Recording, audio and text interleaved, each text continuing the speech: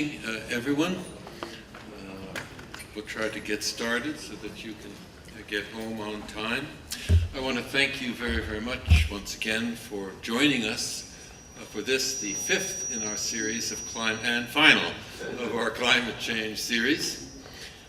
This one focusing upon remedies for the consequences of climate change, very pertinent for what's going on across the road in the Qatar National Convention Center with COP18.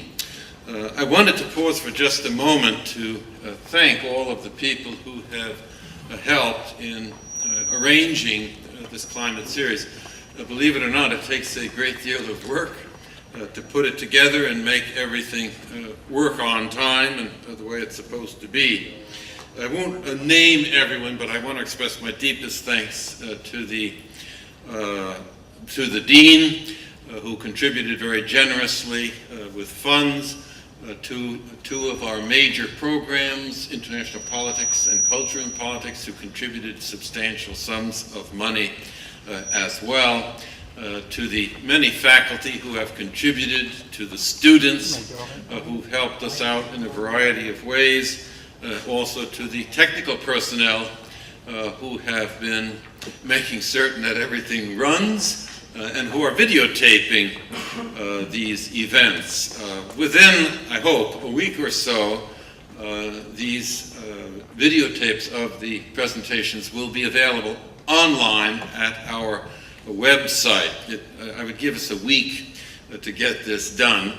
It's my fault, but we didn't do the first two, but the third, fourth, and fifth, Dr. Bob Correll and Dr. Muhammad Chalani, and then tonight's will be available to you online. And I think as sort of an education, a basic education in climate change, which is what we sought to achieve here, I feel that we've been comprehensive. Of course, it's an incredibly complicated, complex set of issues, which is why it's taking quite a bit of time to make much headway.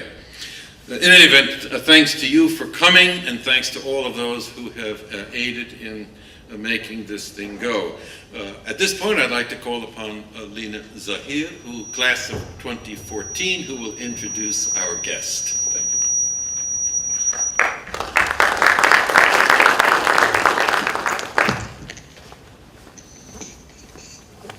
Dr. Nathan Hultman is Associate Professor and Director of Environmental and Energy Policy Programs at the School of Public Policy at the University of Maryland.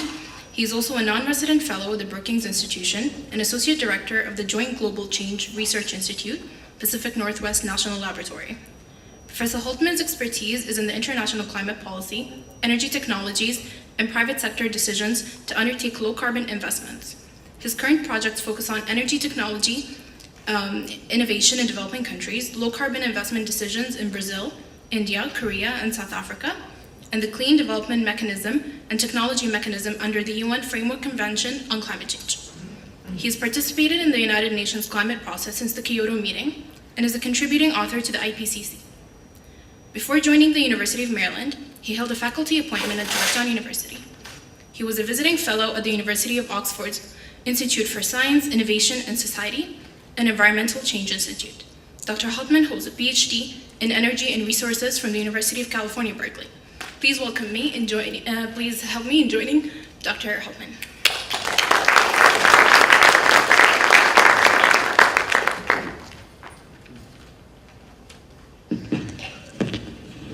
Thank you for the kind introduction, and thank you to Professor Wersing and Professor Barth for the invitation. It's a great pleasure to be here to talk about, now you've learned about climate science, you've learned about some climate aspects of climate policy in the US and other places, and you've also learned a little bit about, I think, Persian Gulf energy, or Persian Gulf climate policy, right? So you've had a number of speakers, all of whom have been sort of putting these pieces together, as Professor Wersing was talking about. And it's very hard to get everything in a comprehensive lecture series, but my job today, what I view my job as at least, is to take the basis that you've gotten in the previous lectures If you haven't gone to them, I think you'll still be all right. So take the basis that you've gotten from the previous lectures and to extend that, to connect it to what's going on at the COP across the street, at the climate conference, at the UN climate conference, and also to extend it into practice, to think about what is it that we can do as a global community, as a community of individual regions, and maybe even as Qatar or smaller places even than Qatar around the world in terms of development and energy transitions. So that's my job. That's what I want to do for you today. And we'll see if I can accomplish that. The first step in this, though, is of course just to review a little bit about climate change. So I'm only going to give you 2 climate change slides. I'm going to sum up all of those. There's Professor Carell's sort of lecture in 2 slides. This is, I don't have a laser here actually, but this is what we've seen over the past 200 years, roughly. And this is a fairly well-known, well-understood data set, and it shows some warming of climate, global average surface temperature, over the past 200 years. As I tell my students, climate change is more than just global average surface temperature. It's a change in the distribution of climate variables in different places around the world. And so this is one graphical representation of a change in one climate variable, the surface temperature, but we've of course seen many other changes beyond just warming. So that's one particular slide I'd like to show, and you do see there is a noticeable warming signal. That signal, as you've heard in other lectures, is we are highly confident that that signal is owing primarily to human activities and emissions of greenhouse gases into the atmosphere. Now this is another slide that combines essentially the historical record that starts in 1850 with a projection of climate change in the same variable, the average surface temperature, into the future. And this is one of, there's a lot of different kinds of model projections into the future. I just chose one because it's very clear and easy to see. But this is from MIT, and this is showing a historical record up to about 2005, which you can see there. And then beyond that, a sort of warming trend, right? So you see that it's smudged out a little bit because there's some uncertainty in what we might see in the future, depending on climate sensitivity and a couple of other factors, like how much emissions we actually end up emitting or creating and releasing into the atmosphere. But the overall upshot is pretty visible there, which is that if we don't do anything about our emissions, we are very likely to see some major temperature changes over even the next 100 years and possibly beyond that. Those temperature changes were, the impacts of those I think you've seen in previous lectures, but it does have a number of different consequences. Again, this is just one variable, but we might associate those temperature changes with changes in droughts, changes in rainfall events, changes in flooding risk in different parts of the world, as well as increasing sea level and acidification of the oceans, all of which have potential and significant consequences for individual communities that are in the way of those changes, those specific weather events or specific flooding events that happen. This is an issue of development. It's also an issue of economic well-being and human well-being. Now I'm going to switch over, now that you're remembering all those previous discussions about climate change and why we need to be concerned about it, to thinking about our energy system. And our energy system is the primary contributor to the emissions that cause climate change. There's some other emissions, for example, 15 to 20% of our CO2 emissions come from land use change and forest degradation. But I'm going to talk specifically today primarily about energy. And this is a slide, it's a favorite in the field, which shows the Earth at night. And you can see there places around the world where there are electric lights, there's electricity being generated that's going and sort of feeding. That's feeding the energy systems in all these parts of the world. This particular figure highlights a couple of sort of inequities, of course, in access to energy globally. You see that there's a number of dark places that are also heavily populated, so such as Africa, for example, and that's a development issue that I'll return to later. Okay, so the question is not just reducing energy use globally, but how to reduce the energy use and also make energy access something that everybody has. Okay, so now if we think about our energy system, right, so I showed you that increasing slide, right, the one that showed the climate increase over the next 100 years. And I said that's if we don't change anything, if that's just the business as usual, that's what we might see. This slide shows us what a couple of different pathways might look like in terms of our overall emissions.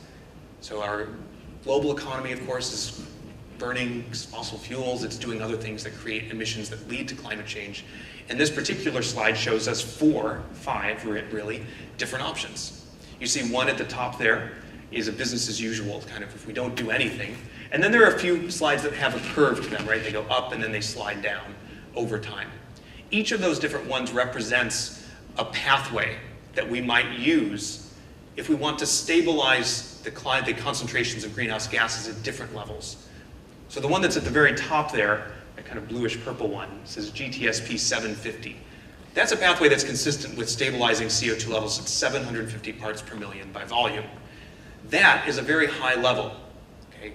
The World Bank just came out with a report about a week ago about what a world of 4 degrees warming would look like, and it's a disconcerting report, and I'd encourage you to look at it, at least briefly, before you slam it closed and say, I don't want to look at this anymore. But that particular curve, that 750 curve, is consistent with a 4 plus world. Where a lot of sort of scientific research is sort of pointing us is that we'd probably want to choose one of the pathways in the lower end. So 550 or 450 ppm stabilization scenario. There are even fairly large portions of the climate community that argue for 350, and there's even an organization called 350.org, which some of you may have heard of, that advocates for an even lower target. And the idea behind each of these levels is that once you stabilize the concentrations of CO2 in the atmosphere, then we can start thinking about, limiting the global average surface temperature increase to a moderate amount of risk. We're never going to get rid of all the risk. What we want to do is balance the risk against the cost. Okay. This is where all of those emissions come from that we have to think about changing. This is a map showing the level of emissions from different countries. I think the data are from 2005, yes.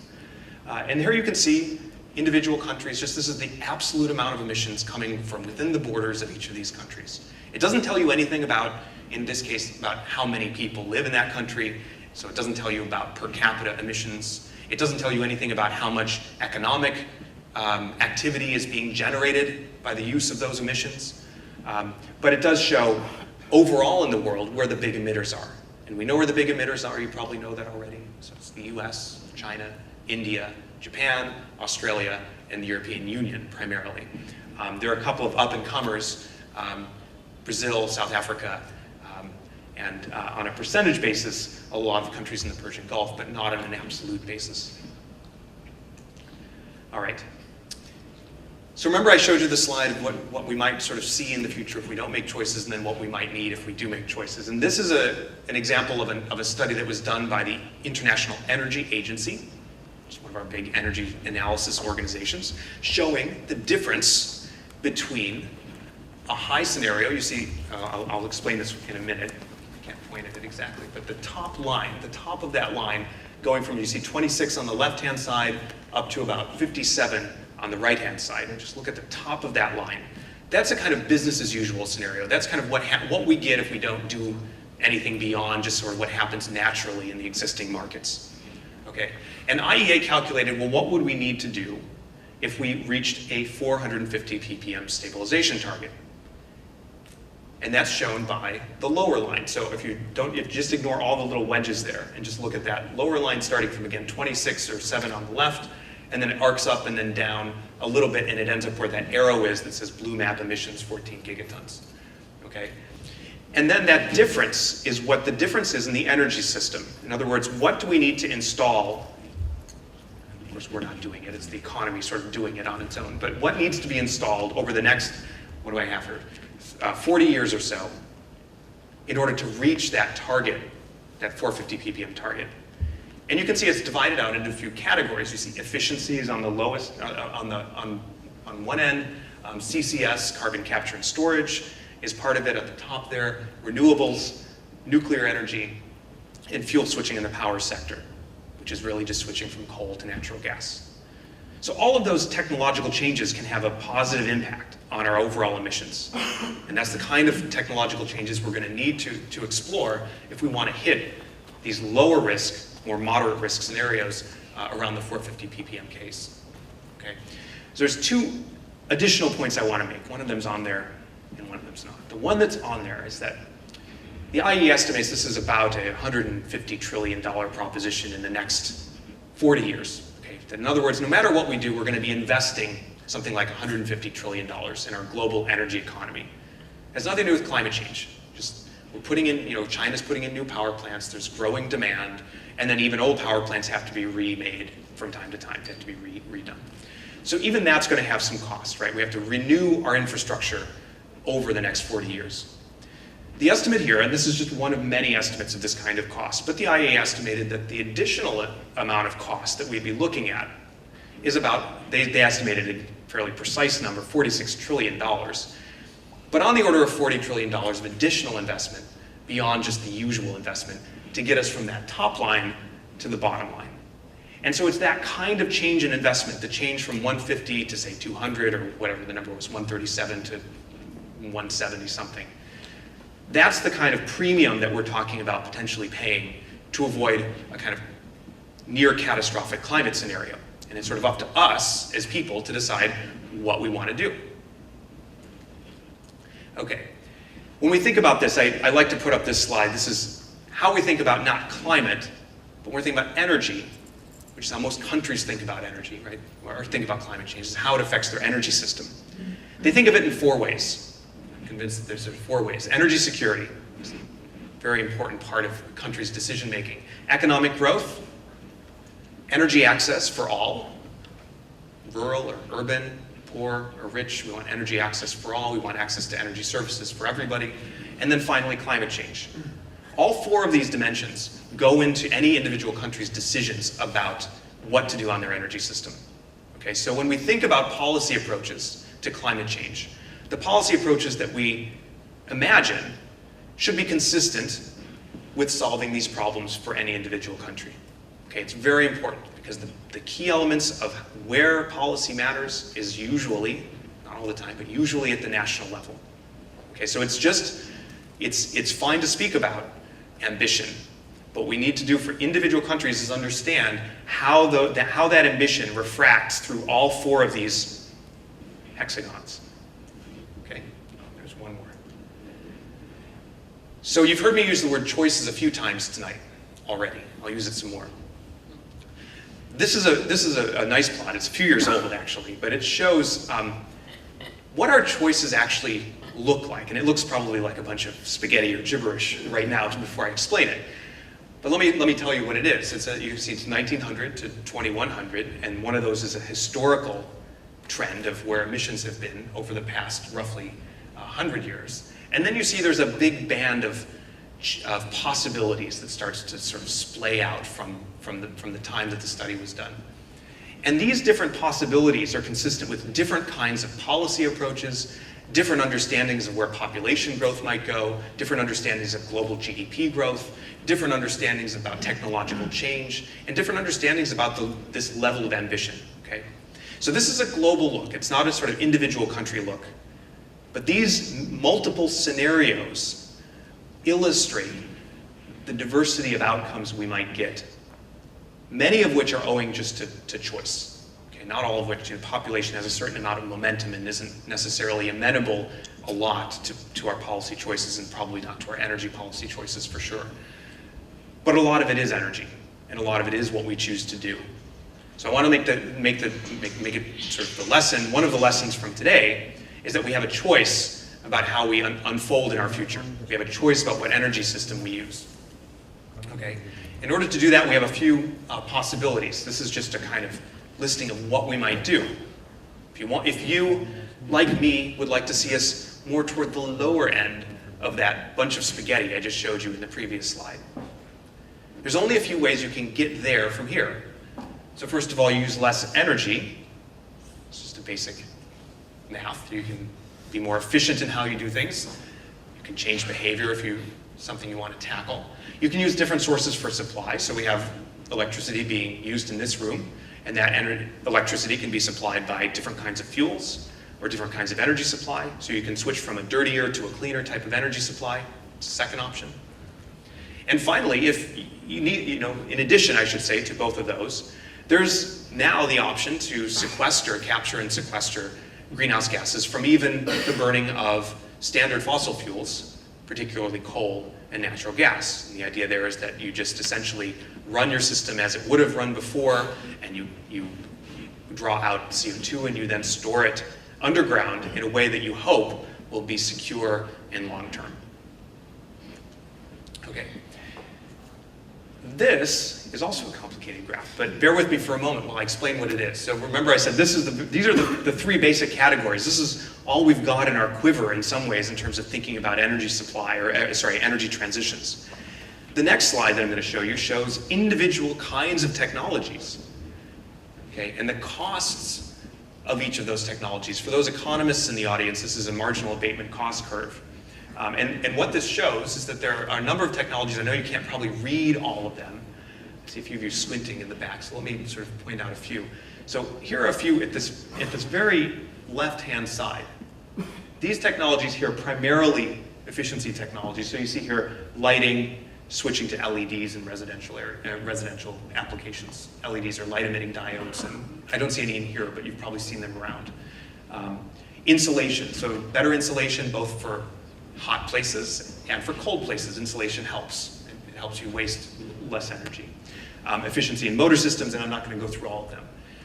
So that's one category. That was the first category I mentioned, and you notice that the bars on those are quite low. What this means, this is a study that was done by McKinsey, which is a consulting company, and what they did was they evaluated their estimates, or they made estimates, I should say, of each of many kinds of technologies, what that would cost to use that technology to reduce emissions by 1 ton of CO2. So this shows you how much it costs to avoid emissions that lead to climate change. So it's exactly that same kind of trade-off I was talking about before. I might be willing, personally, to pay a little bit extra so that I know that we're not going to be getting ourselves into a big environmental problem in the future. These low numbers here indicate these are not positive costs, they're negative costs. And what is a negative cost? That means it pays you. A negative cost pays you. So if you switch out an old light bulb and you put in an efficient light bulb, you can actually make money over the life of that technology. And so you see all of these left-hand side technologies there actually are negative costs, they save money. And then there are some that would cost money. On the right-hand side, starting with about, well, you can see where it says reduce, slash, and burn agriculture conversion. So some of those cost money, and that's okay. We don't have to have everything be paying us. And this slide just demonstrates that there are many possibilities out there, many kinds of technologies out there that we might imagine being feasible to use to enable this energy transition. Okay. So let's return to this slide. You see me, I've shown this turning this giant oil tanker around. It's a little bit akin to that. You start steering early and it takes a while for the oil tanker to kind of follow where you want it to go. There's a lot of inertia in the system. And of course, as many of you know, our energy system, with very few exceptions, has very long capital lifetime. So you put in a coal-fired power plant, it's going to stay there for about 60 to 70 years, under most circumstances. So that means when you put in one today, in 2012, you're actually committing to that level of emissions for a very long time into the future. So how do we start imagining this redirection? Well, first of all, we have to start now thinking about the technologies we might have in the future. And that requires innovation, it requires research and development. Another thing to do is think about domestic policies. Okay, and I will actually talk about a few of these throughout the rest of the talk. Energy standards, electricity pricing, renewables policy, vehicle efficiency, carbon pricing, and government procurement, I should say, government procurement. And finally, international policy, like we're doing at the COP. So we're talking about coordinating, having different countries come together, say, you know, hey, what level of emission are you going for? What are you doing in your kind of domestic policy? Maybe we should do something like that too, and then other countries can sort of share ideas about what they might want to do. They can also then try to come up with agreements about how to move forward together so that nobody feels like they're doing more than the rest of the world is doing. Nobody in a global commons type system, nobody wants to go way out in front and feel like they're paying a lot of money when everybody else is just sort of standing behind and not participating. So the international discussions like this are very helpful for that kind of joint action, that collective movement toward a goal.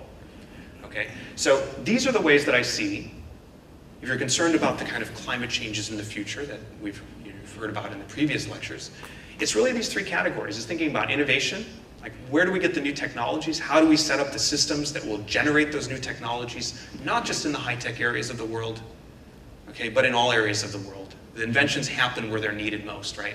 So we have to think about what can we do to encourage people in different development contexts to think creatively and have the tools at their disposal, the financing, the regulatory process won't be overbearing, to enable them to bring those to market.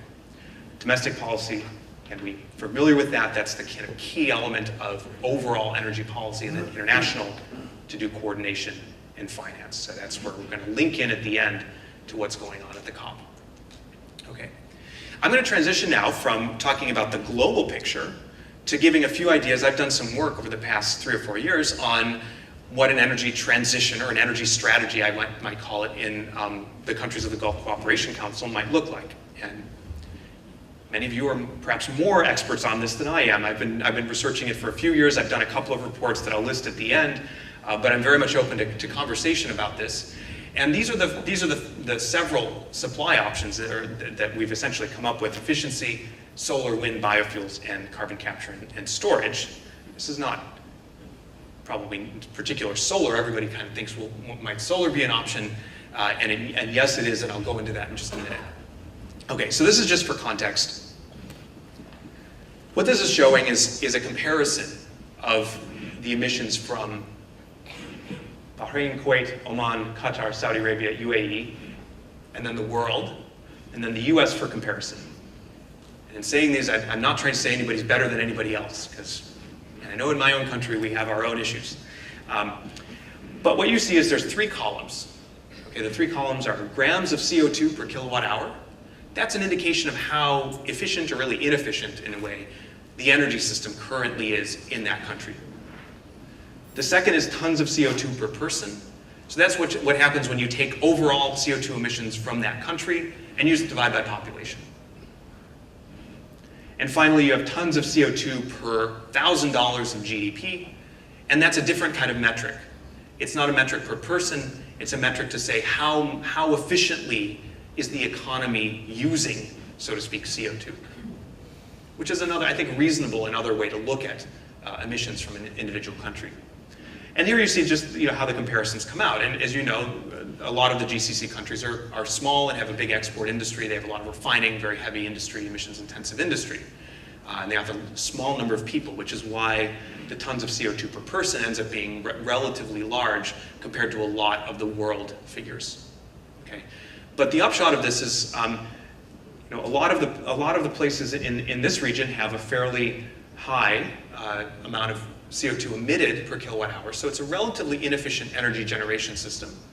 I don't look at that to critique it, I look at that to say that's an opportunity, right? So that's an opportunity.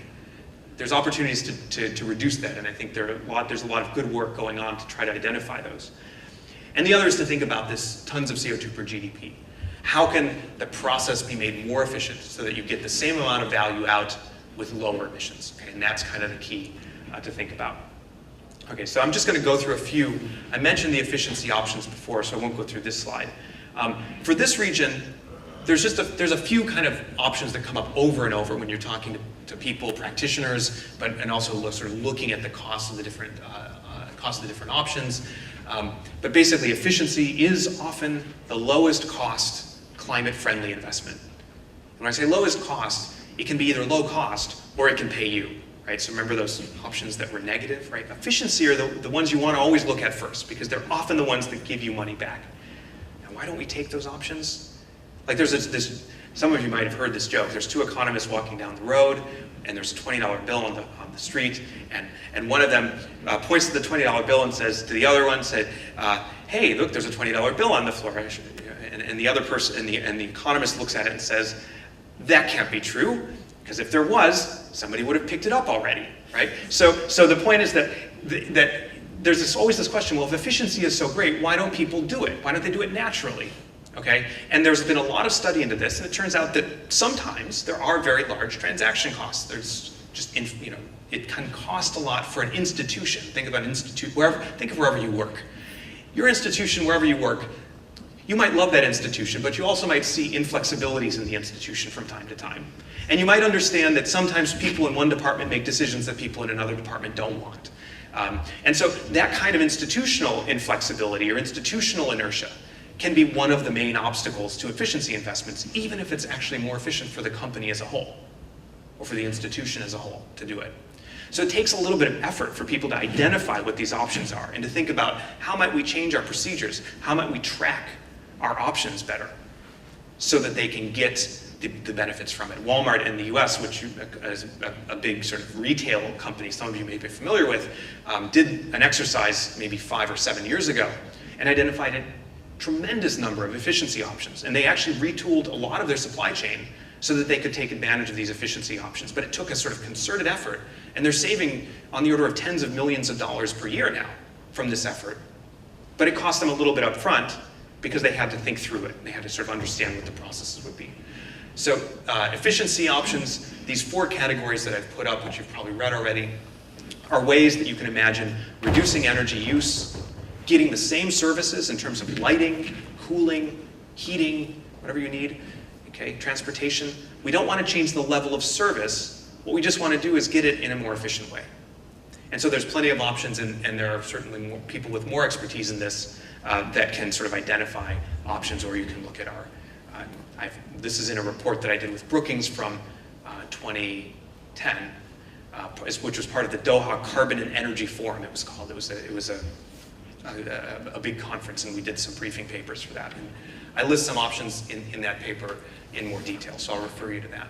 Solar, okay, sunny place, right? Everybody thinks of solar, right? Isn't there a lot of sun here? Well, yes, there is a lot of sun, and that's great. It's a good resource. It turns out, interestingly, in the history of renewable energy technologies, you don't always need a great resource to make a good industry, to make a good penetration of a technology like solar. Germany, for example, I like to give this example, but Germany has the solar resource of Alaska in the United States, which, if you don't know the geography, is way up there. It's like 60 degrees north, and it's very cloudy. It's a terrible solar resource. But Germany has one of the greatest levels of penetration of solar panels on rooftops in the world. And they did that through policy. Okay, they did that because they made a commitment to policy to say, look, we're interested in supporting this industry, we want it to expand, and we're interested in a clean economy. We all know Germany's quite green in terms of its political preferences overall, and so they did that, and they were able to do it. And how much more could one do, of course, if you have a great resource versus a poor resource? And here, the solar resource is pretty good. It's quite, it's not the best in the world, but it's really strong, and it has some. There's a little bit of issues about dust and these kinds of things, but all these problems are probably manageable.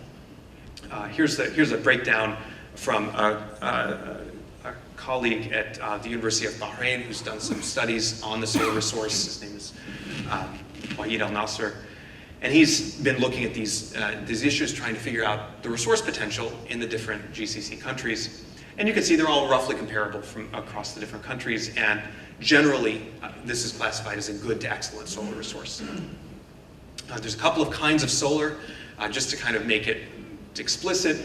There's solar PV, photovoltaic, which gets electricity directly from photons hitting it, so it doesn't have to heat anything up. It's just the sunlight hits it and it creates electricity. It's what you would have if you have any solar charger on a radio or any kind of solar charged flashlight or something like this.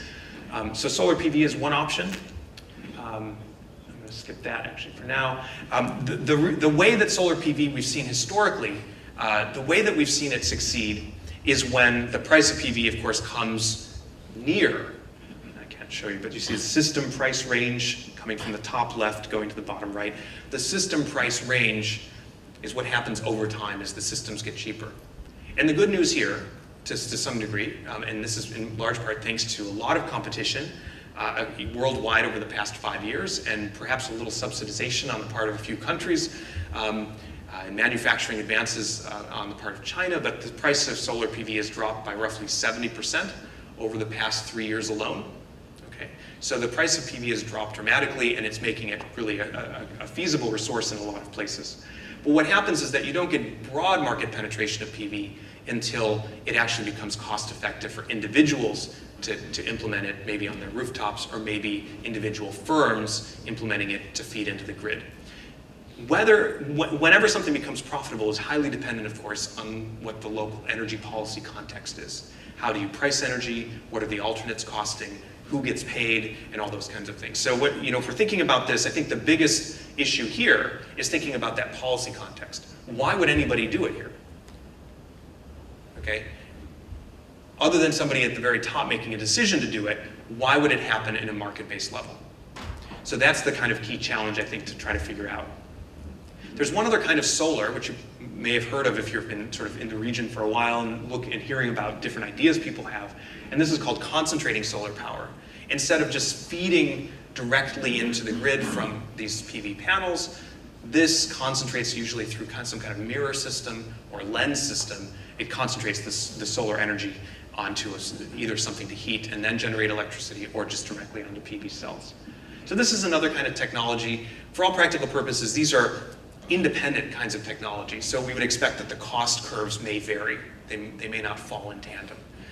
But one of the issues here, of course, this is where we get into more problems with the dust, right? So if there's a lot of dust in the atmosphere, if there's a lot of ambient dust, you have to keep the mirrors polished or else they don't actually work.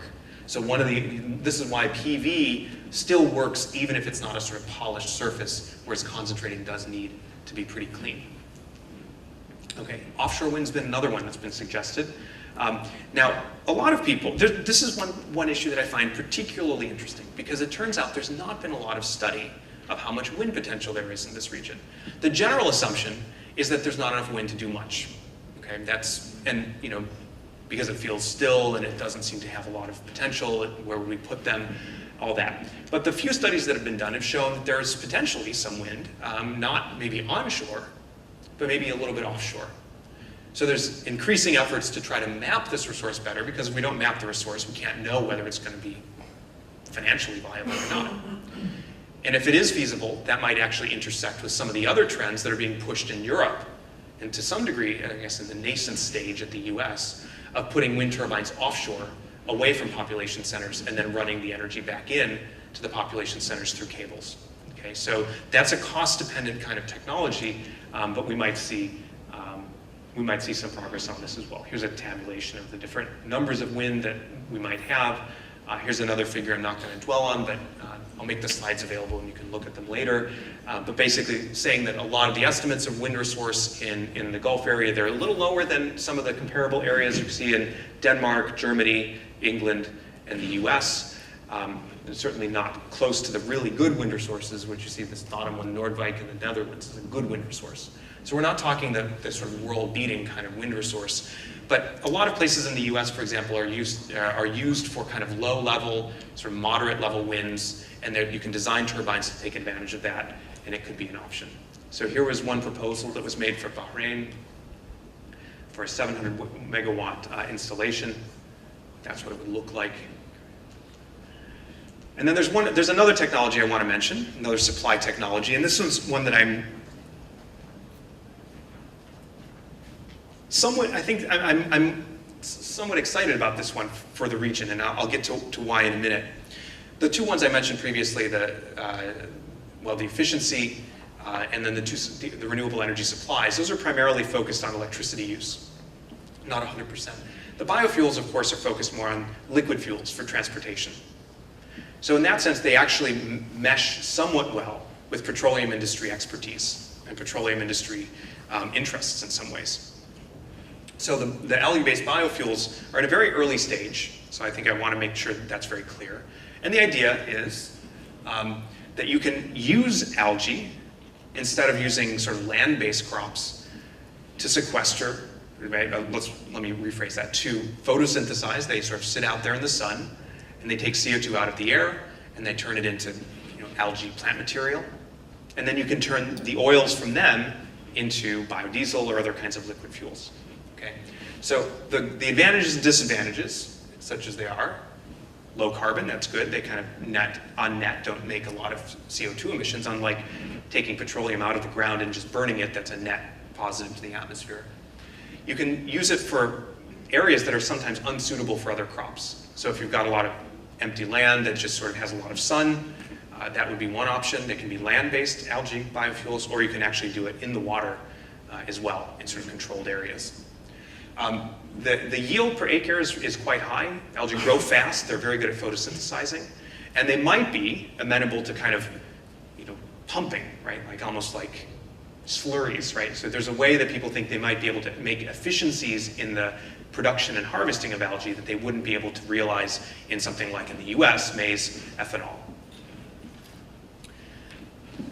On the other hand, it's still expensive, right? And the technologies aren't proven. So it's one of those things we always have to be careful about. We're not going to make giant sort of assumptions about what the potential for this would be.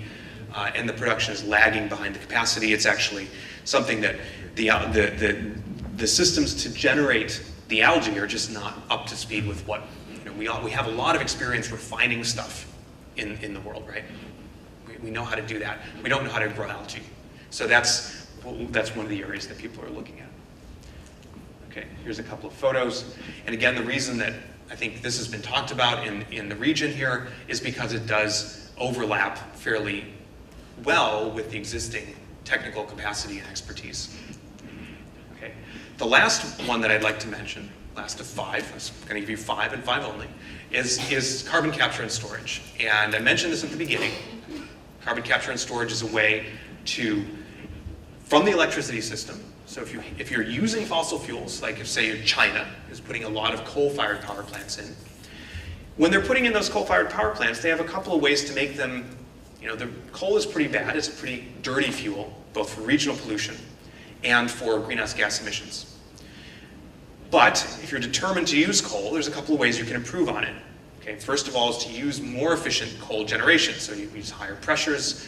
You can get the plant efficiency up from even something like 35% to something like 45%, which is a real and substantial increase in efficiency and will make a real and substantial decrease in emissions over the life of the plant. Okay, so that's sort of priority number 1. Priority number 2 is to think about CCS, where you can capture the CO2 out of the flue gas at some energy cost, 20 to 30%. It does cost you extra to do this.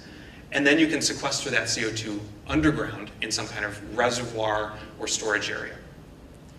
Now there's 2 ways that you can sequester it. You see up here, store CO2 in underground reservoirs.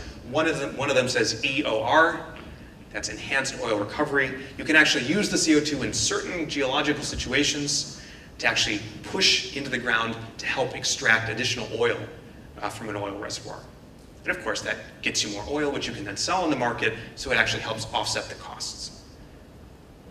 There's also an option where we're talking about climate change. It's possible we might need to do non-EOR kinds of storage, where the CO2 would just be put underground for no practical purpose other than just keeping it out of the air, which is probably practical enough. But there's been experience with both of these, a lot of experience with EOR, and increasingly so.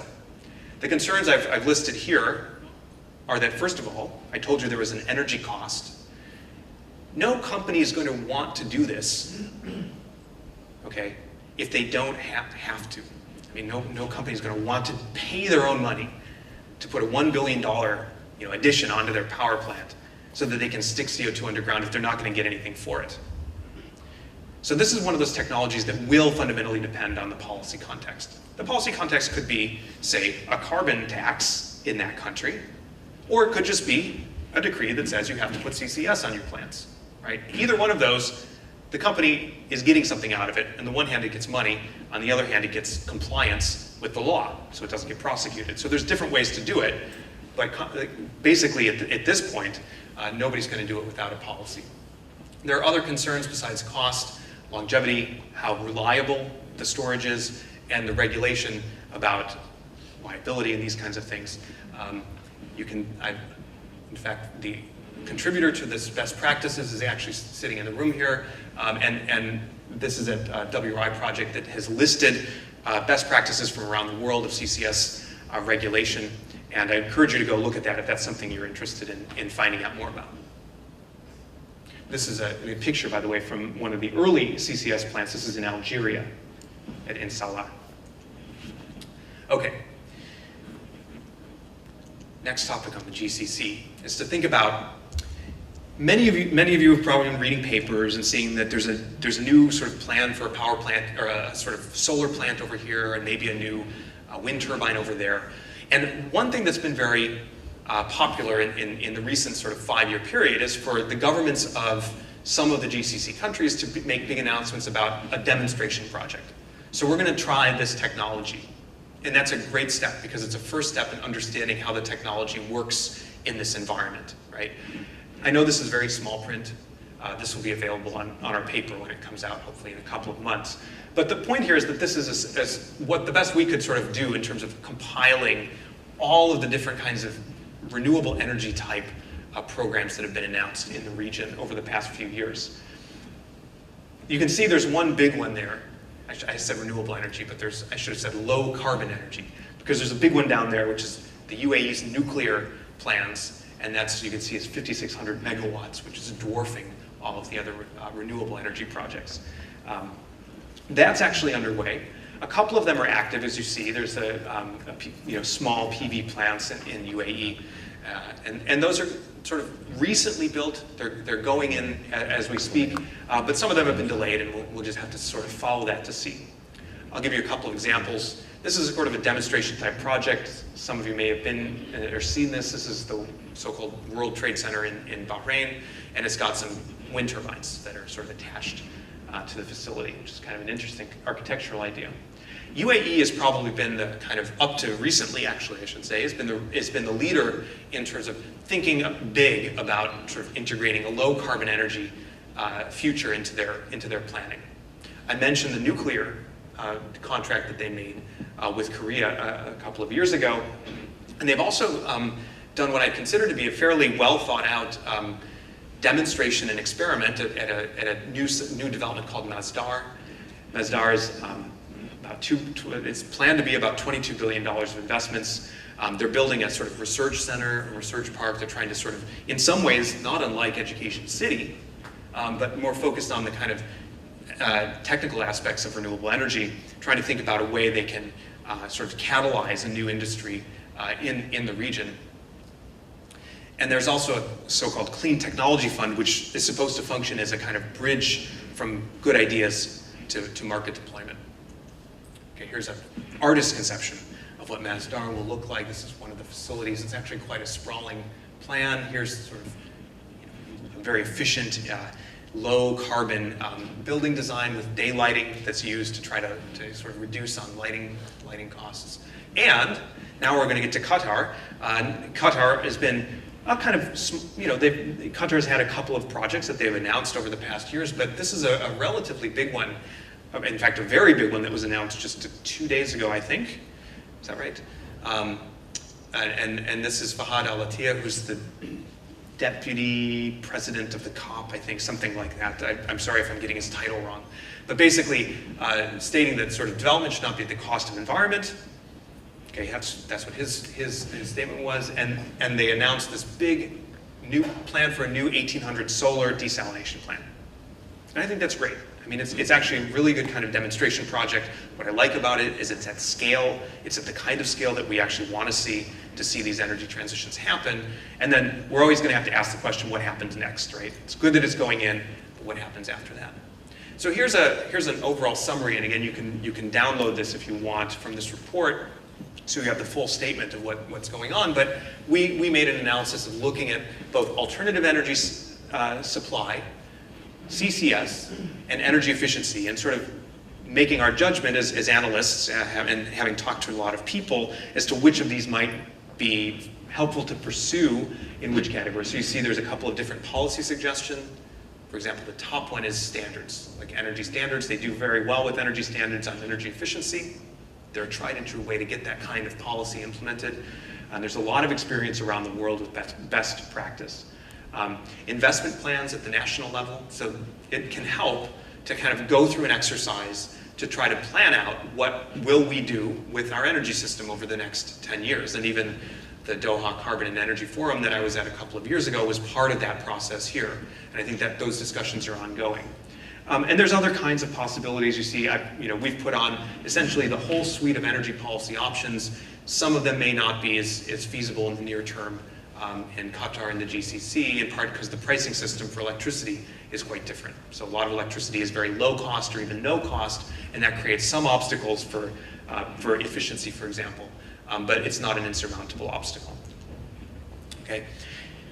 With another group of researchers at my institute, we can run a big global model looking at energy system evolution over long periods of time under different policy scenarios. And I, as part of a recent paper, I didn't do it, I had my student do it, to run this particular scenario, which is, let's imagine what the changes in technology would look like and under a more aggressive renewable energy policy scenario. And here you can see the kind of more traditional energies here. You can even see gas going down, which is kind of, it would be a little bit remarkable if it really went down that much, but you see the little hashed line, that's gas with CCS, and that's something that we might see increasingly over the coming years. And then you see a nuclear wedge, geothermal, solar, and then hydro is not here in the GCC, but this is actually a wider Middle East policy. Okay. So when we think about this energy transition over the coming years, what are the strengths in the GCC? What does this region have to offer? And I think that's where I get personally kind of interested in the contributions that can be made. So number one, we know that there's a resource. We know that there's a solar resource, there might be a wind resource, there's certainly technical capacity, there's been demonstrated government commitment, there's a skilled workforce in the petroleum industry and the gas industry would transmit over to biofuels and CCS pretty easily. And there's a fairly well-developed financial sector and capital to invest in new technologies. So those are the areas that I think would be important to consider when you're thinking about, when one thinks about what might be the contributions. When we expand from energy and think about linking back to our bigger picture about how does energy overlap with climate, we have to use those same ideas and then expand them a little bit more.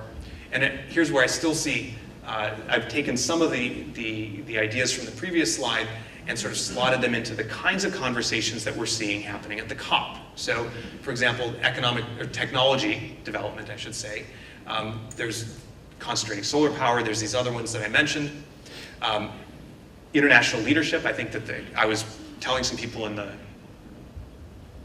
lobby beforehand, I was personally very excited when I heard that Doha was going to be hosting the COP, because to me, it's been I started, as you heard in the introduction, I started working on this topic and going to the climate conferences in the 1997 Kyoto meeting, where we got the Kyoto Protocol. And there's been a big evolution in the position of a lot of countries since then, and that's been quite interesting to see. The emerging economies have taken a quite different approach, and particularly in the last 5 years, Qatar and UAE have taken a different approach, and I'm very excited about this. And I've seen that they have been exerting some leadership. They've been supporting some initiatives that are happening at the COP that are helpful, and so. They're playing a much more engaged game with the rest of the community, and that's been great to see. And then finally, domestic energy policy, which is something we will return to in a sec. Okay. So then moving from the GCC to the world. Okay, so we've sort of started out broad, we went narrow, and now I'm just going to broaden out in the last few minutes and sort of say, well, what does this mean in the context of other countries? Because like I said before, no country wants to act alone. No country wants to think that it's doing something at its own expense and nobody else is participating. Like if the US isn't doing anything, nobody wants to say, well, the US is a rich country, isn't doing anything, why should we participate? That's something I need to work on at home, and I certainly have been working on at home. And many of us have been working on at home, and we'll see what we can do. But that does mean that other countries shouldn't also be considering how they're going to affect their own country's policies as well. So here I have, just to show, it's been shown psychologically that we like to see examples of other people doing positive things. That makes us more likely that we will do positive things. Okay, so I'm just showing you a couple of, in my judgment, positive commitments by a number of the important, not just European Union, we kind of expect to do these kinds of things, but the big emerging economies, right? So China, 40 to 45% reduction in carbon emissions intensity by 2020. That, my friends, is an ambitious target, okay? It's not great in the sense that it doesn't solve our problem all by itself and by 2020. And so China will still be polluting a lot, but it's certainly better than where they were going to go. So let us acknowledge that and say, look, that's a good amount of ambition. Economists have looked at this and shown this is something that is beyond business as usual for China. They have to they have to exert themselves to actually realize these kinds of changes. Okay, it wouldn't have happened naturally. India, not quite as great. I mean, not quite as great in terms of size, not quite as large a goal as China, but still, looking at China's 20 to 25% emissions intensity reduction. Brazil, I believe this is still the one, but the Brazilian delegates can correct me if I'm wrong, 20% emissions reduction by 2020, including forests. Yes? Close enough. And then finally, subnational policies, which maybe don't include forests. This is one thing that I wanted to highlight. There are a lot of subnational policies in these emerging economies, particularly in China. There are something like 7 of the provinces looking very seriously at implementing a carbon cap and trade legislation that would be, operating in their own states. It's not the national level quite yet in China, but the states. And Sao Paulo State in Brazil is also talking about this. So we'll see what comes of that. But again, just to underscore that this is something that has not been confined to just sort of the Europeans, right? Who we know really want to do something about the issue. It's actually happening in places that have development challenges, they have economic growth goals, and they're seeing it as a way to put their economies on a more stable footing and also contribute to long-term climate health. I think this is my final slide on policy, which is to now expand from emerging economies to global and international actions. And this is sort of where we link back into the COP and the climate negotiations. What I wanted to do with this slide, and I know there's a lot of little text in it, is to show sort of where the COP comes up, which is the top left, in the full kind of spectrum of what's going on internationally. So the COP, the UN negotiations are important. They're important for a couple of reasons. But they're not the only discussion that's going on. So again, there's some good work that's going on there, but there's a lot of other activity you can see, like the World Bank, bilateral aid, groups of interested partner countries sort of coming together and discussing these topics among themselves. Okay, and this is the paper I have out there in the hallway, which you can pick up if you want on your way out. Okay, so I'm going to remind you of this. This is the energy matrix, the 4 hexagons, whatever slide you want to call it. The key elements to what motivates countries to change their energy policy: energy access, energy security, economic growth, and climate change. And this lecture series has been on climate change, and to sort of motivate the idea that climate change piece has really got to be there. You can't ignore that in thinking about energy policy. Okay? The question is, how do you do that? Can you do it? Can you achieve all of these 4 goals together? And the way I like to say this is that there's a 4-part system. You innovate, you support energy innovation, you support implementation in the ground. What that requires is clear, credible, and long-term policy commitment. You integrate, you think about different patterns of behavior, different transportation architectures, get a more integrated look at the energy system in the country, and what that leads to is energy transformation, and that's the goal, right? The goal of transformation from a fossil-intensive to a less fossil-intensive or less fossil-intensive with CCS kind of economy, okay? So this is from a study I did a couple of years ago. What you want is long-term commitment, a shared vision, public support for R&D, specialization. Okay, that's where we think about if there's going to be a sort of regional focus here, what's the specialty? Okay, entrepreneurial culture, domestic policy, and international policy, and you have to have all these pieces in order to get it to work. All right, and this is where, in this particular, I'm talking to the students in the class, or the students in the lecture, particularly, but this is sort of the kind of wrap up on the series that you've seen in some ways, right? Which is that climate change is a serious long-term threat. Okay? It's not something that is, we can just kick it down the road 10 or 20 years. It's something that's serious. You have to think about reducing the emissions. You have to think about adapting to it. And here's the points I want to underscore. It can be done at reasonable cost. Okay? How do I define reasonable? Okay. Is $40 trillion reasonable to me over a 40-year period? Yes, to me that's reasonable. And it may even turn out that our economy is more flexible than that, and it doesn't cost as much. the key here to think about the COP is that the international policies and domestic policies are two sides of a similar coin, right? The domestic policy is necessary for that to happen. And then here's what my message to the students, is that really the next 10-year period is an important period for this transition, right?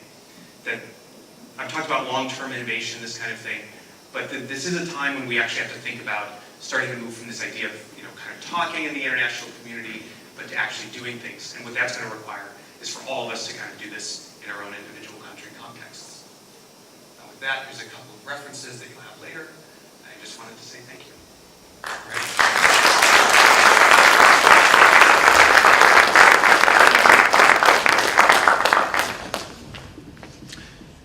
Nathan, that was an extremely informative lecture, and I want to thank you very much for that. There's a great deal in that. It will take us some time to digest, to be sure.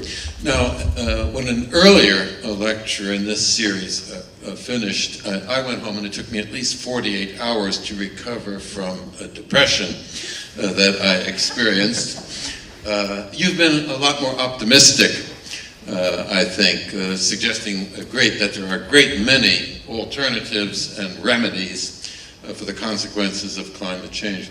I wanted to bring you back to the rest of the world, which you dealt in great detail with the GCC. But when we think about China and India, for example, very different circumstances in terms of their capital resources and size of population, even there you seemed to suggest that the figures look kind of optimistic. But over lunch today you mentioned that China is adding roughly one new coal-fired power plant every week. That's about 52 every year, pumping all sorts of carbon into the atmosphere. And I wonder, how can they do that? And everything I have read suggests that they're going to go on doing it for a long time. As you suggested, the plants they put up maybe for 60 or 70 years. And of course, China and India are among the world's largest reserves of coal, so they're certainly going to use it. So I wonder, what is their secret? If they're going to reduce carbon emissions by 45% or so, how are they going to do that when their reliance on coal, king coal, is not likely to subside very soon? What is their magic? Well, there's no magic at all, really. And what China's planning on doing, the reason that they can get that 40 to 45% is that you have to imagine what the baseline was. And the baseline was, basically all coal. What China's done as part of their commitment is to say, we are also going to do nuclear. So they have a pretty aggressive nuclear expansion policy. And they've got a pretty aggressive renewable energy expansion policy. And every 1,000 megawatts of capacity that they add through those policies is one less coal-fired power plant, right? So what basically I think that the rate has slowed a little bit, but yes, they are putting in a lot of capacity. Oh, and the other thing is hydroelectric, right, which we all know about from Three Gorges, right? So China has no magic. I mean, there's no, it's not that, like I said, it doesn't mean that it's actually going to be a necessarily clean country. And it will continue to have, if we're thinking about coal-fired power plants, would rather have those not be emitting CO2 into the air for 70 years. But on the other hand, China has its coal resource, and they're going to use it. So the question then is, how can they then use the cleaner kinds of coal that I talked about? This is where CCS is a really big opportunity, I think, as well as these higher efficiency plants. Thank you. Your questions, please? Please, yes, sir.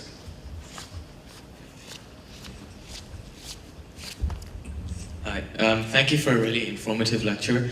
I wanted to ask about the concept of carbon credits, because it seems like a relatively simple yet effective way to deal with the whole argument about, oh, we're developing, we should have the right to put out CO2, and oh, you're developed, you should take it out. So why hasn't it essentially worked as much as it should have? So this is a great question, and I didn't. Carbon credits are one way to, and I think you're talking about maybe in developing country context, so like something like CDM or these kinds of policies.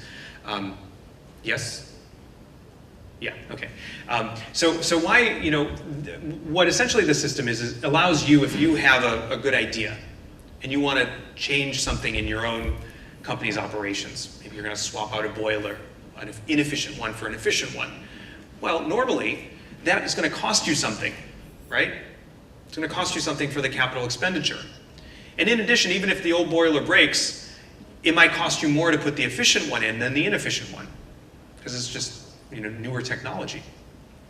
A carbon credit system, the idea behind it is that you might be able to get some kind of extra money that it would take to put in the more efficient one. You could maybe have somebody pay you for that, and then you give them basically a carbon credit for the reductions in emissions that will occur because of the new investment that you've made. And the idea is that then those can be bought and sold on markets, and the upshot of that is that creates through a market some kind of incentive for people to do lower carbon projects. It's a project by project system, and we do have one that's operational right now internationally. It's called the Clean Development Mechanism. It's part of the Kyoto Agreement that I had mentioned before, and it became operational in 2004, and there's been something like 3,000 or 4,000 projects around the world that have taken advantage of these kinds of carbon credits, and to some degree have stimulated new technological investment in emerging economies and even some developing countries, less developed countries. Why hasn't it taken off? Well, in the end, a lot of this project by project approach that's taken by CDM is it's a little bit too fractured. Every single project has to be approved. And a much more sort of scalable approach to this might be to take sector-wide targets. And if you go below the target, you might be able to get a credit for that automatically. So there's a lot of ways to tweak the system that we already have. But the other way, of course, is to think about not necessarily just carbon credits, but something that people call a cap and trade system, which is, you said, an economy-wide cap, which actually governs all the emissions, and then that can generate a lot more activity. Before I let that topic go, I should say one other thing. There's two ways to do what we're talking about. One of them is to sort of allow these credits to be generated, and another is to actually tax carbon. They're economically more or less equivalent because they create a price for the thing that we don't want, the environmental externality, right? And economists around the world will all agree, if you have an externality and you don't want it, you should tax the thing you don't want, and you don't tax the things you do want. So the idea of a carbon tax is economically very sound, and it's even being talked about a little more even in the US. Please, Jim.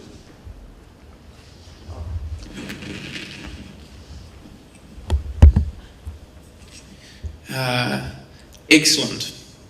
Thank you very much.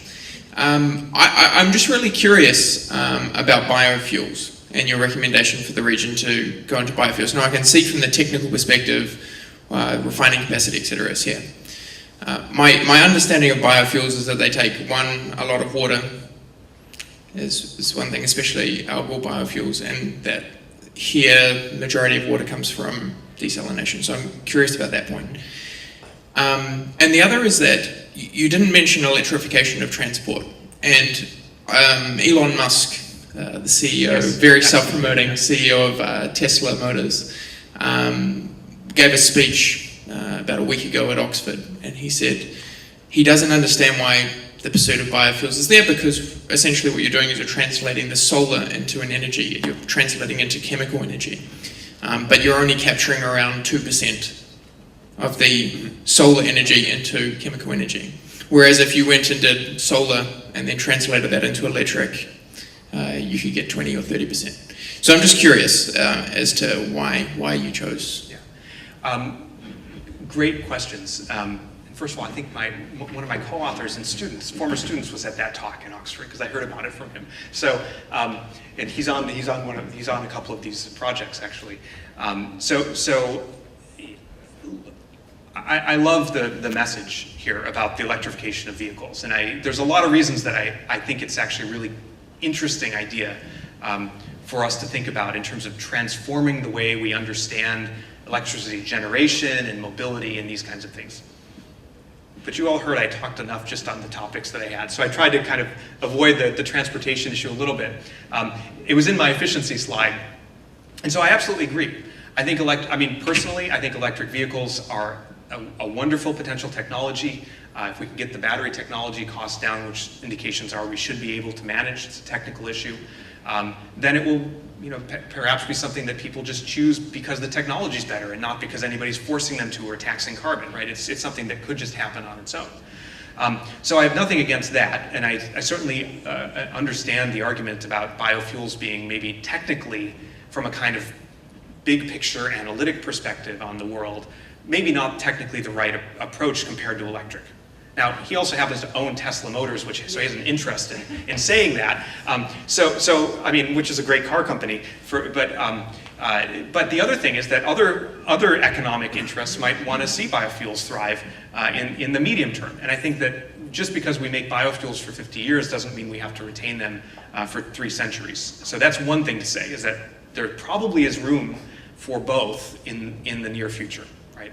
In fact, I am sure of that. I am sure there's room for both in the next 30 to 40 years.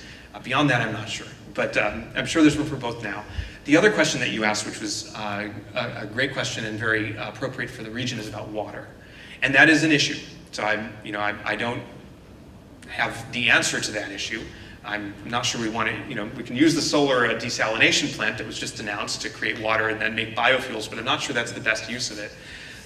The thing about algae, which is different from a lot of regular terrestrial biofuels, is that algae don't need fresh water to grow in, right? They can grow in salt water.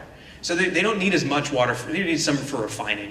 But it's not nearly as bad as something like maize, or even sugarcane, right? Because both of those really are best grown in places that have rain-fed agriculture, close to rain-fed agriculture. It certainly wouldn't make sense to irrigate crops here to make biofuels. I think, yes, please.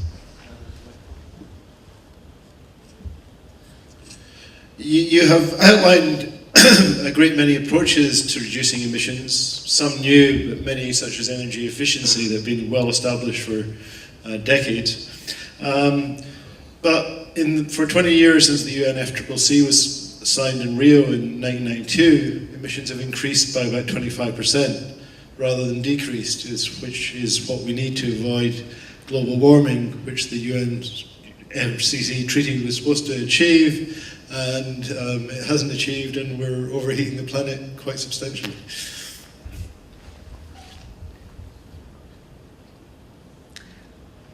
Yes, absolutely. And this is where this is what I want to say, is that I want to underscore, I think it's important and I think it's essential that we continue talking to each other as an international community.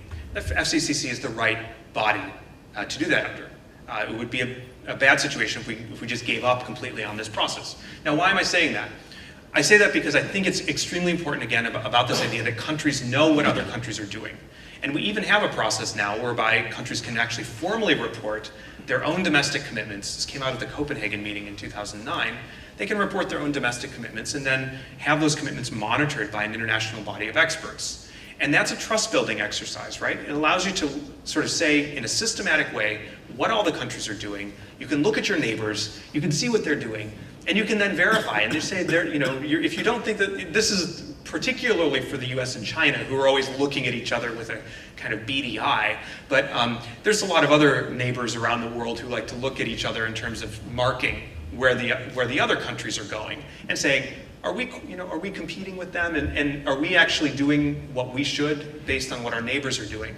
And that's a time-honored sort of human tradition, right? Like sort of looking what our neighbors are doing. So we can do that kind of thing in the international world. We can do peer marking.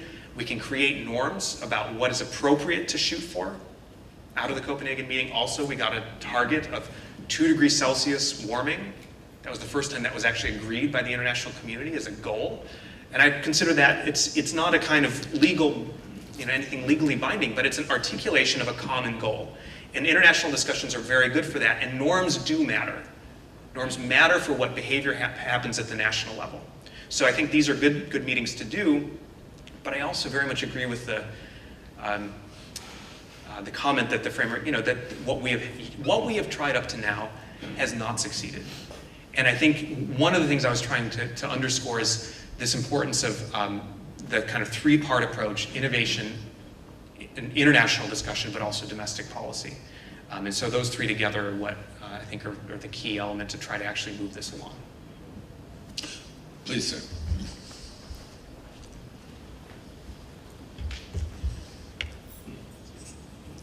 Thank you.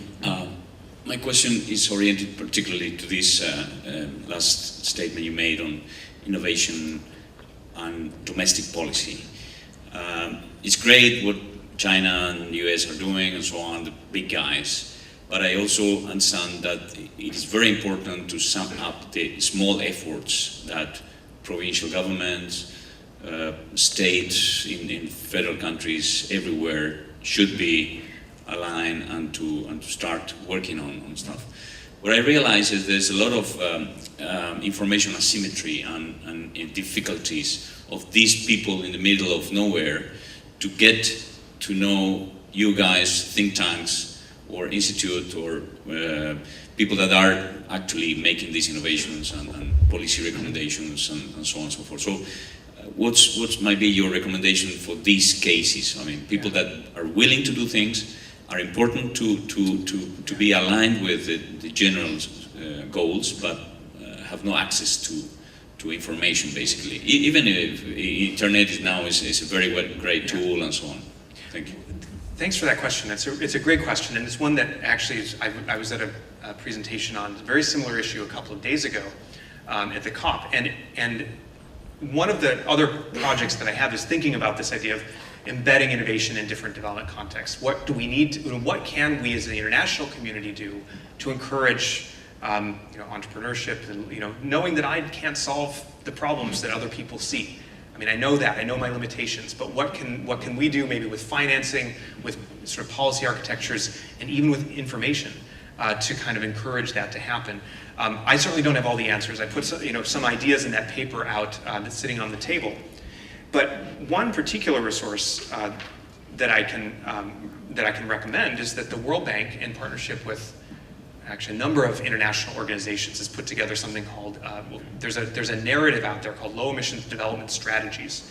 And there's something called the LEDS Global Partnership. And they actually are publishing a number of examples of cases and best practices from different contexts, not just China and the big countries, but from a lot of smaller countries with interesting projects, interesting ideas, and that would be a place I could refer you to. Now that's just one internet resource. It turns out to be one of the ones that has more chance of success because it's being, a lot of organizations are backing it and sort of trying to encourage participation in it. Something like 150 countries are participating, something like that. It might not be that many, it might be more like 100 now. But in any case, there's a lot of countries that are participating. So that's one idea. But other ones, again, this is where, thinking about at the national level what can be done. And I think thinking about, I was talking, the UN, for example, has a new process to create post-2015 development goals. And there's a big conversation now about whether, say, science, technology, entrepreneurship, and innovation should be part of that conversation. And I was up in New York talking about this a couple of weeks ago. And I think that that's one of the kinds of other conversations to have, thinking about, here in Qatar, there's a very explicit, and I think should be recognized as a kind of forward-looking approach to thinking about science and technology and encouraging education. I mean, here we are at Education City, right? Encouraging, there's a science technology park, and Qatar has resources to kind of put behind that, and that's, and I think it should be commended for doing so. So that's one model. But what are other models that you might imagine happening in, say, Ecuador, or another model that you might imagine happening in Rwanda? So each of these countries has to kind of think about what might work best in its own context. And I think the first step is, like you were saying, sharing information, and hopefully some of these meetings and platforms will be one way to do that. Are there further questions, please?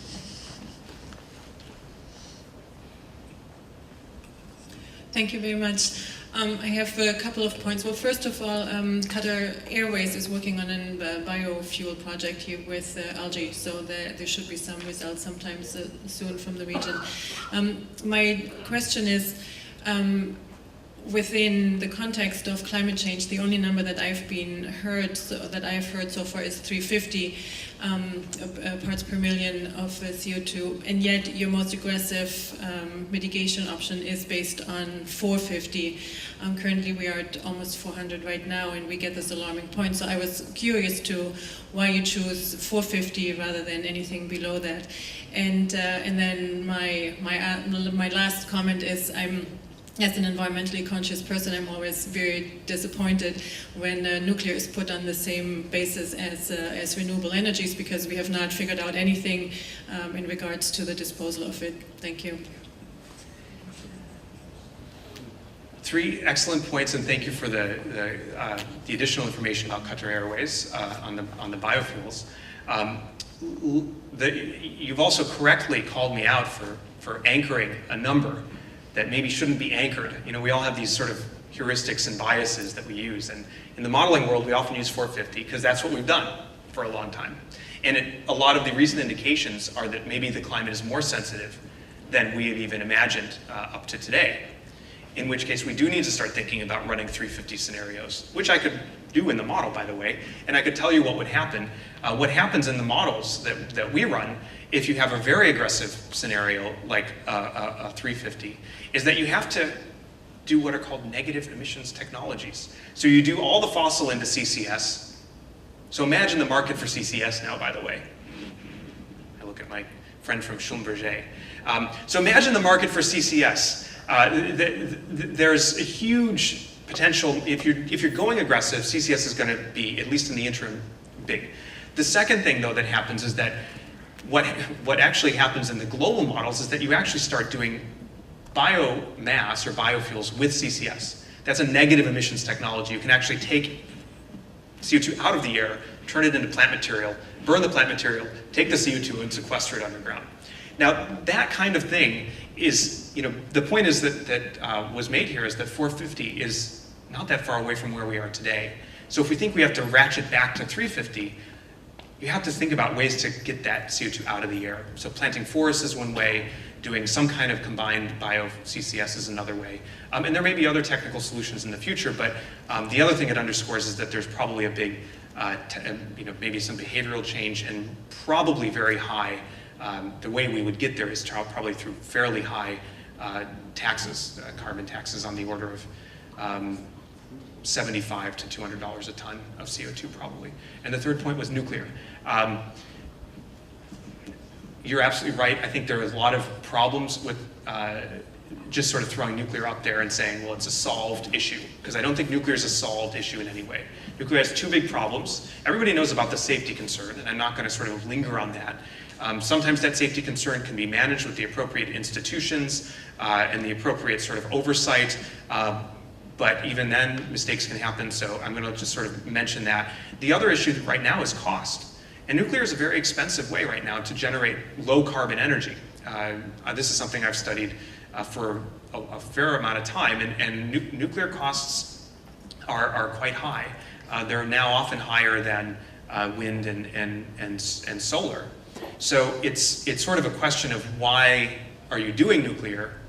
Certainly it's probably not for cost, and sometimes, again, countries have that four-part energy decision structure, and some of it has to do with the other parts of the puzzle there. I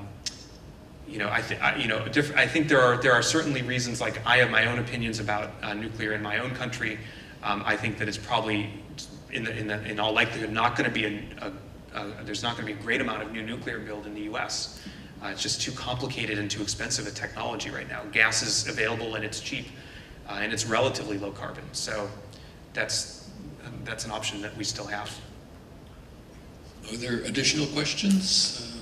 The 1, 2, 3, 4th row, please, and then 5th.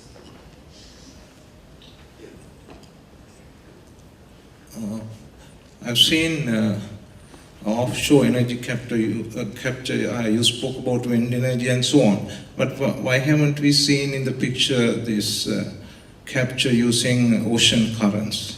I think there was some headway towards that, but we don't see it anymore.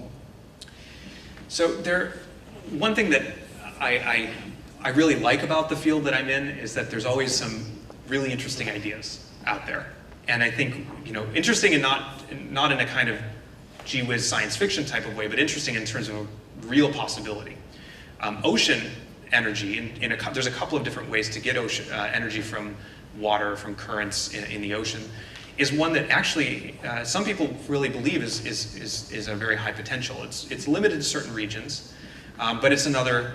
It would be potentially a clean kind of energy, and it would be one that could ultimately be lower cost. Although right now they're still in the kind of demonstration phase.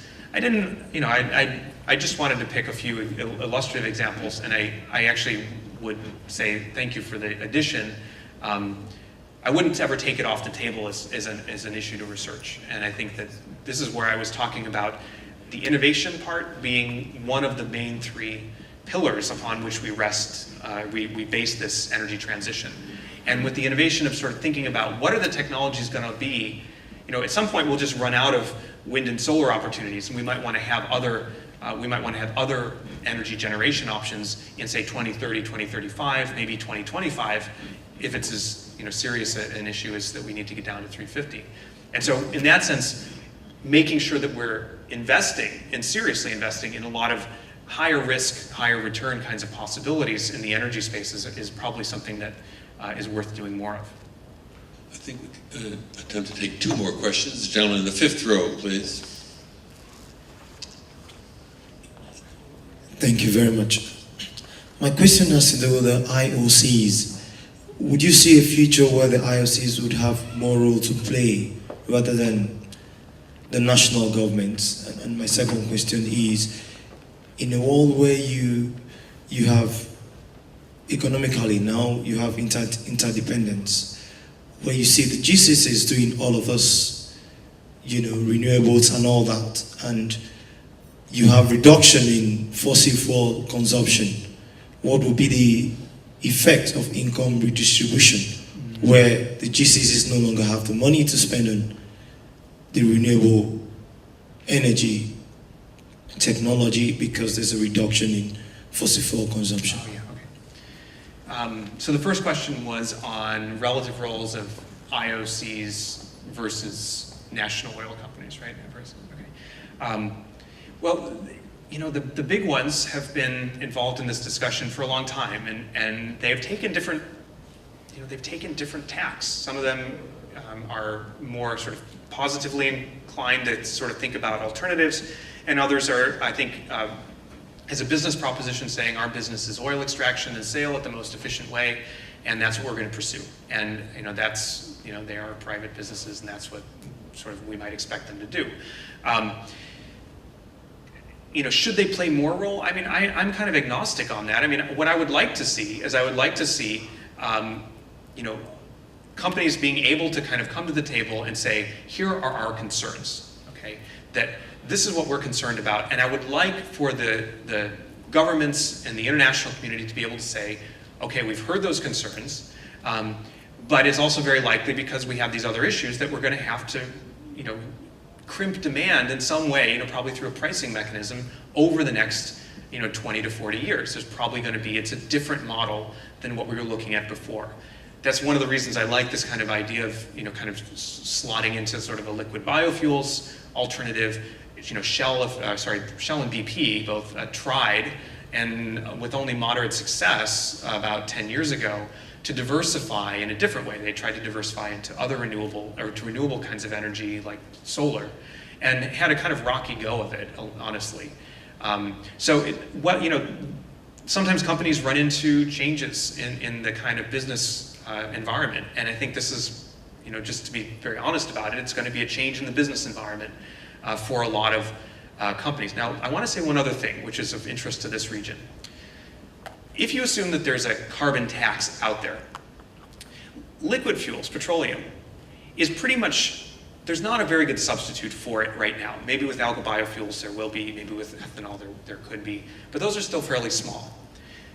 Remember, and I'm going to speak to my country right now, we have, petroleum-based transportation, internal combustion engines. We may have electro, cars in 10 years or something like this. But let's just assume this is the situation we have now. Now, as many of you know, there's something called oil sands up in Canada. And those actually have a very high emissions intensity just to get the oil. You have to steam it and heat it up, and you have to process it. And that takes a ton of energy. It takes a lot of energy to make the oil before you even put it in the car to burn it. So if there's a carbon tax in my country, Canadian oil will actually be priced out.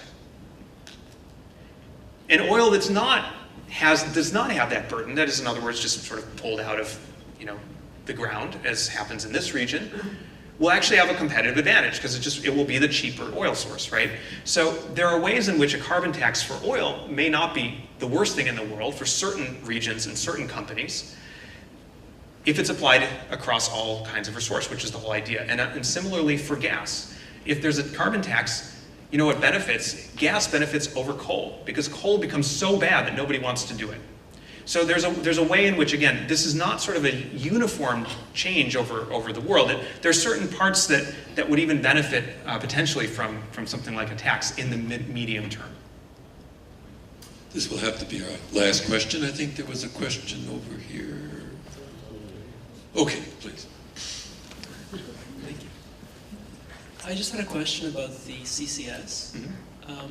Can you give us a little more detail in terms of what happens to the carbon after it is sequestered? It just seems to me like it's sweeping the problem under the rug. Well, out of sight, it kind of is, actually, isn't it? I mean, yeah. That's pretty much literally what you're doing, is you're sweeping the problem under the rug and then you step on it and you hope that it doesn't come out.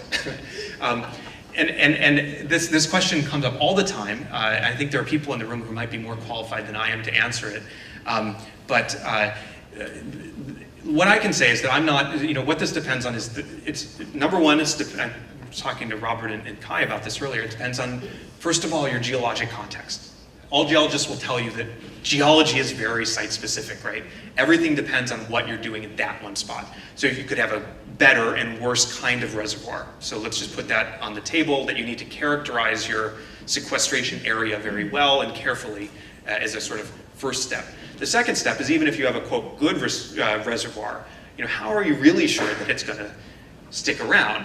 And that's a harder question to answer because it has to be based on two things: modeling of hydrology and sort of how chemicals flow at high pressure in geological strata, and two, the monitoring of the limited number of sites that we've done this to thus far.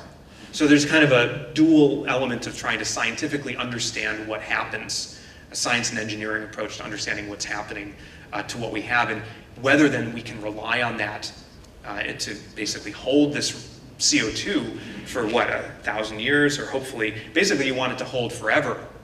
And you never want it to like bubble out. It's like a big bubble, because then all the money you spent and all the greenhouse gas that you've avoided all of a sudden then come out in a big burst. And that's a risk, and it's a disconcerting risk. And I don't mean to actually joke about it. It would be a bad and very kind of unfortunate turn of events if that were to happen. So my understanding, again, talking to the people who work more closely with it, is that there are a couple of ways that you could be more confident that it'll stay, namely that if you have the right kind of cap over it, and then sometimes you can even get situations where it would crystallize, and then you wouldn't worry about it actually seeping. But even if it stays in liquid form, the idea is that the plume, such as it is, won't actually continue spreading out, it just will sort of hold. And the modeling supports that, and the initial measurements support that. And beyond that, that's a really good sort of policy and science and risk question that I don't think we should give up on too easily. I don't think we should just let that problem sit and just say, okay, that's the end of it. Nathan, this was absolutely a tremendous lecture. Thank you so much. We have learned a great deal.